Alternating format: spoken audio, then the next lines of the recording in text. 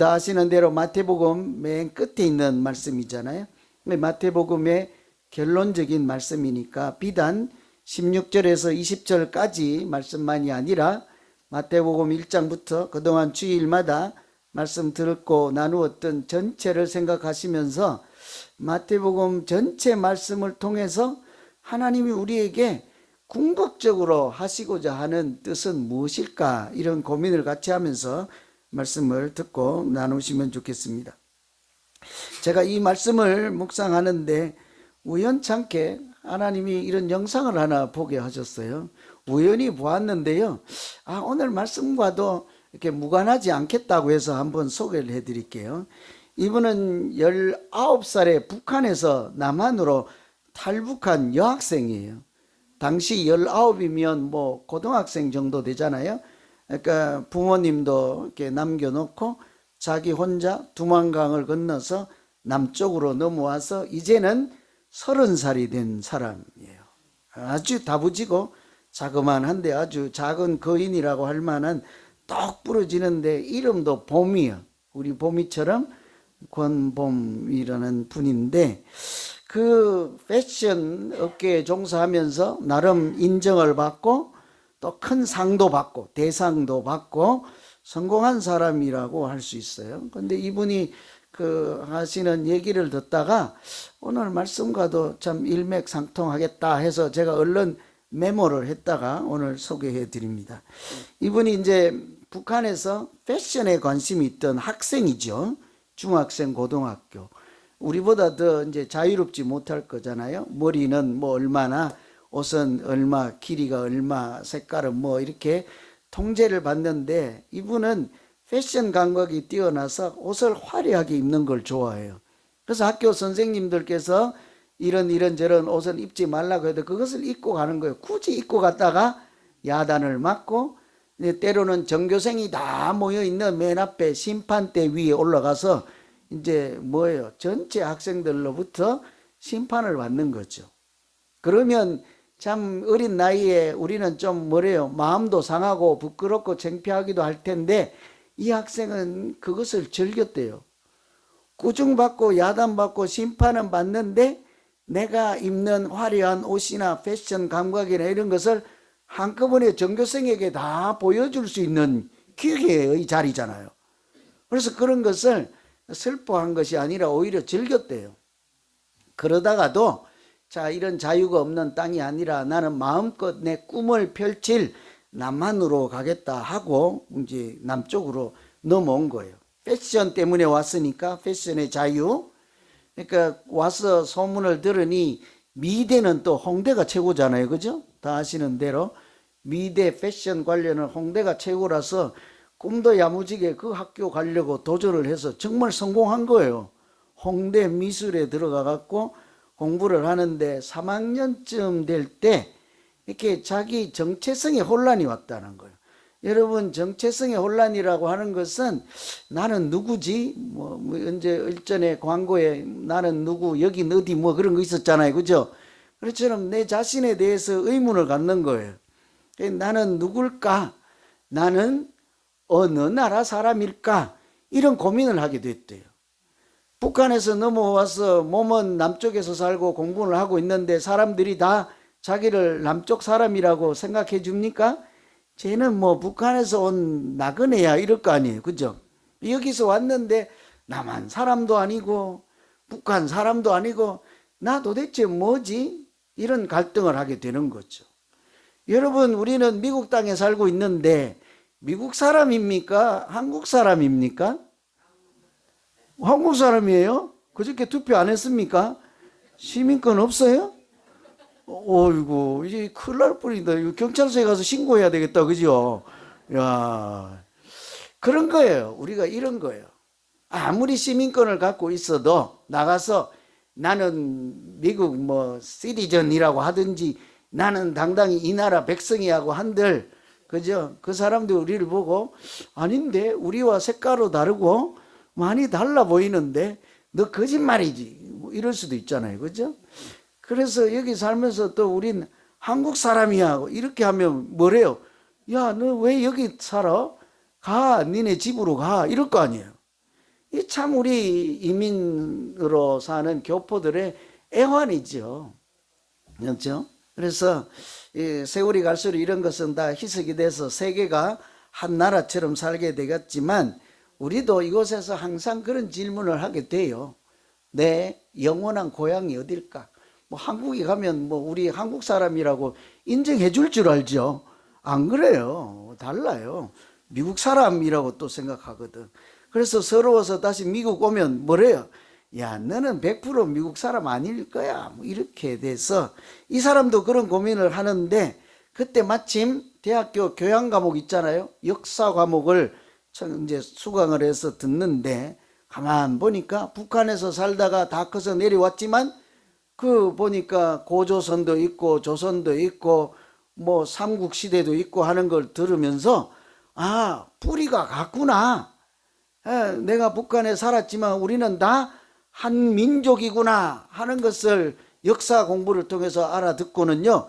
그렇지, 그럼 그렇지. 나도 뿌리가 같고 역사를 공유하고 같은 역사 후손이니까 대한민국 사람이라고 해도 되겠다 하고 자신을 얻은 거예요.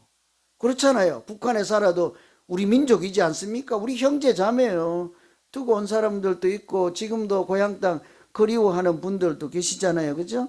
다 같은 민족이죠. 정치하는 사람들 때문에 우리가 이렇게 살지만 이 학생도 그래서 그럼 나도 이제 대한민국 사람이라 해도 되겠다 이런 자긍심을 회복하게 된 거예요. 근데 그 다음이 문제예요.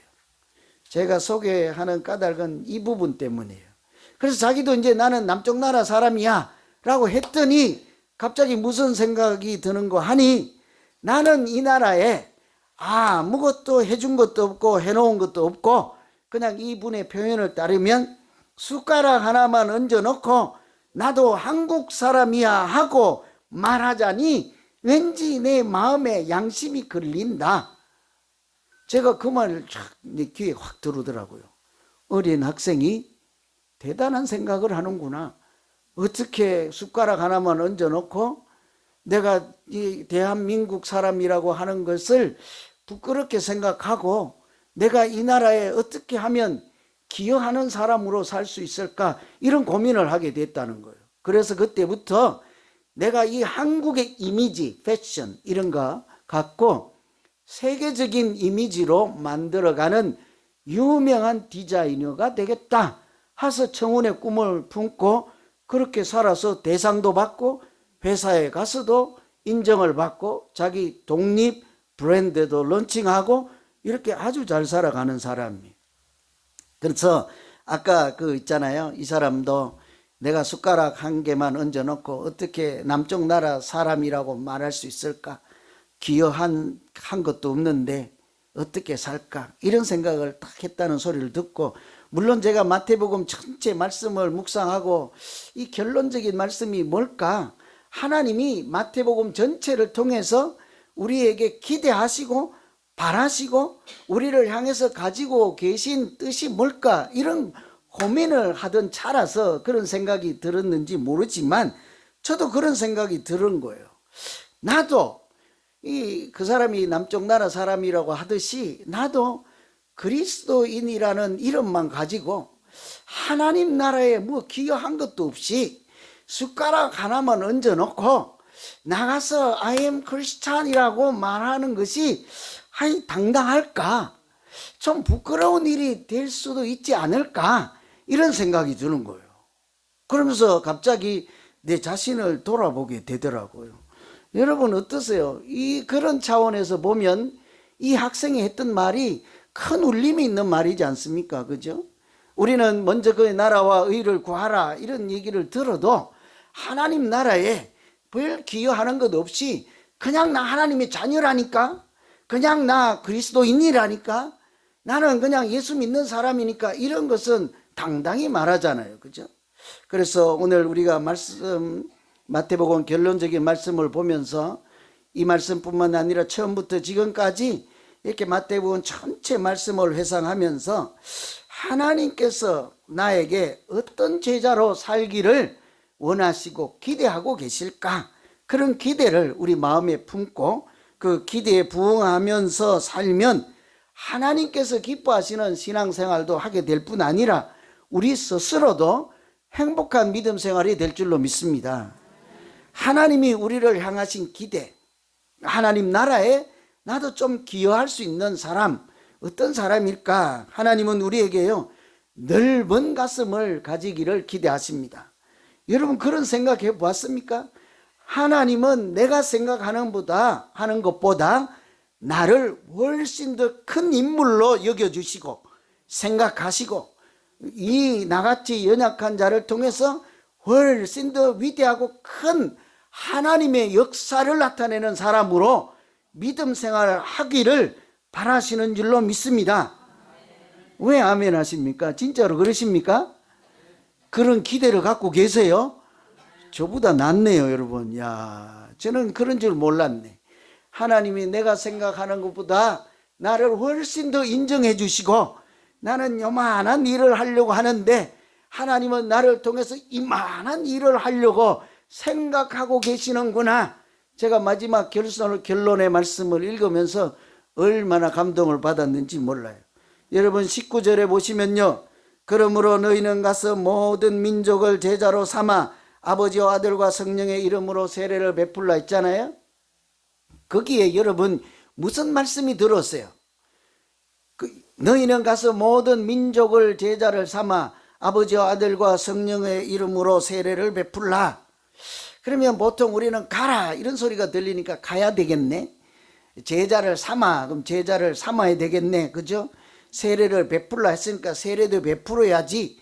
이런 게 우리가 해야 되는 일인데 이번에 제가 이것이 마태복음 전체를 아우르는 결론의 말씀이다 하고 왜 그럴까 고민을 하다 보니까 저는요, 다른 모든 말씀을 넘어서 모든 민족을 이라는 한 단어가 눈에 확 들어왔어요. 무슨 얘기일까요? 하나님은 우리에게 한 사람이나 어떤 사람이나 저 사람이나 내가 좋아하는 사람이나 이런 그런 차원이 아니라 어떻게 해요? 우리를 향해서 네가 나가서 온 세계를 품으라는 거죠. 여러분이 나가서 우리 얼마 되지 않는 우리 예수사랑 비전교회 성도들에게 모든 민족을 품으라고 하십니다. 왜 아까하고는 달라요? 왜 이제 아멘 안 하세요? 여러분에게 이 LA를 품어라, 미국을 품어라, 한국을 품어라 이러지 않고 오늘 말씀 보니까 뭐래요? 모든 민족을 제자를 삼으라 그러잖아요. 좀 가슴이 벅차지 않습니까? 나는 우리 동네에서만 복음을 전하면 될 것 같았는데, 나는 몇 사람만 전도하면 그래도 잘했다고 생각할 것 같았는데, 올해 이제 365일 동안 한 명 전도해놓고 잘했다고 다 이러고 있었는데, 오늘 다시 성경을 읽어보니 나보고 하나님이 가지고 계신 기대가 뭐라고요? 모든 민족을 너에게 맡긴다라잖아요. 가슴이 안 벅차요. 나는 어제 이 일주일 내내 이 소리 듣고 정신이 확 들더라고요. 우리 교회가 온 우주를 책임져야 되는 교회라니까요. 하나님은 우리를 옹졸한 사람으로 생각지 않습니다. 하나님은 우리가 모든 민족을 품고 기도하고 생각하는 큰 그릇이 되라고 하시는구나, 이런 말씀이 제 가슴에는 들렸습니다. 그런 차원에서 보면 예수 믿는 제자라고 하는 사람은요, 사람이나 민족을 가리거나 차별하지 않아요. 우리는 어때요? 사람을 차별하시지요, 그죠? 이런 사람 저런 사람, 어떤 애 저떤 애, 머리가 노랗네 빨갛네 뭐 여러 가지 기준에 의해서 그렇잖아요. 우리만 그런 것이 아닙니다. 성경에 보면 요나라고 하는 사람, 그 사람은 선지자여 하나님의 종인데도 불구하고 니네에 가서 복음을 전하라 하니까 뭐래요? 나 못 가. 하나님의 말씀일지언정 난 안 간다. 그 말 듣느니 내가 차라리 반대로 도망가고야 말지 하고 다시스로 도망가잖아요. 안 된다는 거지. 그 사람에게는 내가 이 좋은 복음을 전할 수 없다는 거죠. 저 사람들이 구원받는 거 나 꼴보기 싫다는 거죠. 우리도 은연중에 사람을 가리거나 민족을 가리거나 나라를 차별할 수 있는데 하나님은 우리가 그렇게 옹졸한 사람으로 살기를 바라지 않습니다. 우리 동네에서만 복음 전하기를 바라지 않습니다. 그죠? 오늘 말씀에 따르면 최소한 뭐래요? 모든 민족을 바라보시면서 그 일을 누구에게 맡기십니까? 여러분, 우리 모두 각자에게 맡기신다고요. 그러니까 우리가요, 세계를 책임진 사람이에요. 난 막 아멘 하면 그냥 끝내려고 했는데, 그죠? 제가 우깁니까? 이 성경에 그러니, 그러므로 너희는 가서 모든 민족을 제자를 삼아라 그러지. 그러므로 너희는 가서 한 민족만 제자를 삼거라. 너와 말이 통하는 사람에게만 복음을 전하거라. 네가 좋아하는 지방에서만 가서 복음을 전하거라. 이런 얘기를 안 하시잖아요. 모든 민족을 품어야 되는 사람, 우리에게 하나님이 가지고 계신 기대는 내가 생각하는 것보다 훨씬 크다는 거예요. 그런 차원에서 보면 우리가 믿음으로 사는 것은요, 기본적으로요, 우리 울타리, 우리 지경을 자꾸 확장해가는 도전의 인생이에요. 믿음은 도전이에요. 어떻게 해요? 그 19살 그 학생이 부모도 뒤로 남겨두고 고향도 남겨두고 자기 오래 살았던 그 추억도 남겨두고 아무도 없는 그 대한민국으로 자유를 찾아서 두만강을 건너는 도전이지 않습니까? 미지의 세계죠. 죽을지도 모르잖아요. 그래도 자기의 꿈을 향하여 갔던 그때를 생각하면 우리의 믿음의 인생도 마찬가지예요. 하나님이 인도하시고 말씀하시는 그곳으로 모든 민족을 향하여 도전해 가는 거죠. 여러분, 큰 민족, 모든 민족을 품을 수 있는 큰 그릇으로 살아가려면 우선은요, 우리 1단계 도전부터 한번 시도해 보아야 돼요.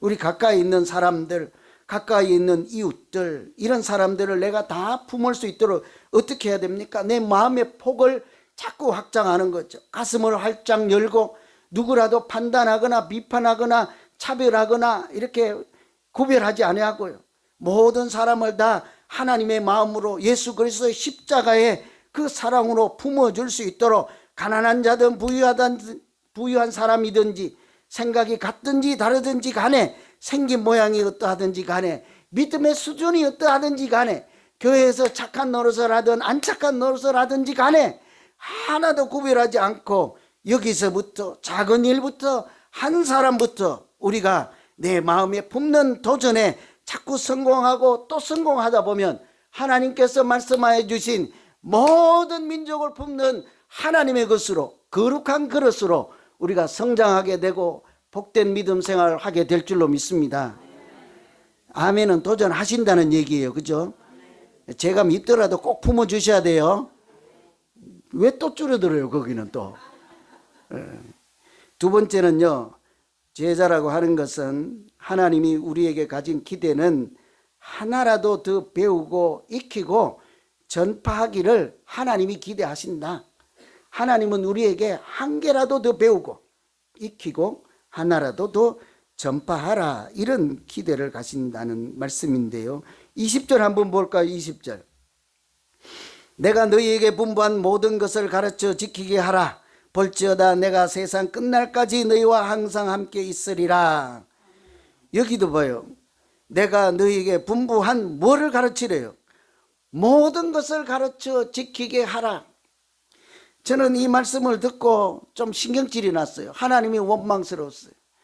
내가 하나님은 천재인 줄 아시나 봐. 내가 어떻게 이걸 다 가르치냐고요. 모든 것을 어떻게 다 가르치냐고.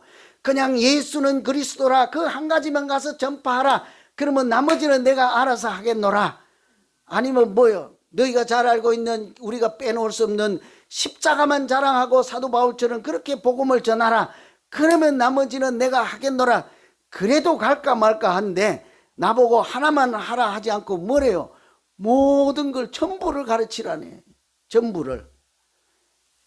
그러니 이게 걱정이 안 될 수가 없습니다. 여러분, 왜 이런 무리한 요구를 하나님이 하실까? 모든 것을 가르치라 할까?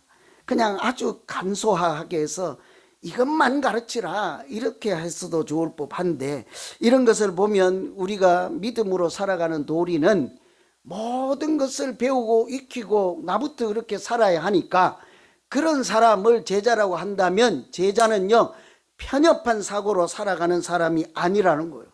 하나님은 하나님이 가르쳐 주신 한 개만 배우라 그러지 않고 모든 것을 너부터 배우고 익히고 그렇게 살 뿐 아니라 다른 사람에게도 전부 다 가르쳐 주라 했으니 우리 이제 큰일 났습니다. 여러분, 우리 교회는 어느 특정한 성경의 말씀 한 가지에만 그냥 비리 꽂혀서 그것만 주장하는 교회가 아니라 하나님의 말씀을 통합적으로 이렇게 전체적으로 잘 배우고 익혀서 어디에 가서든지 건강한 신앙생활을 하시고 또 건강한 신앙생활을 할 수 있도록 사람들에게 구원의 은혜를 두루 전파하는 교회가 되기를 기원합니다.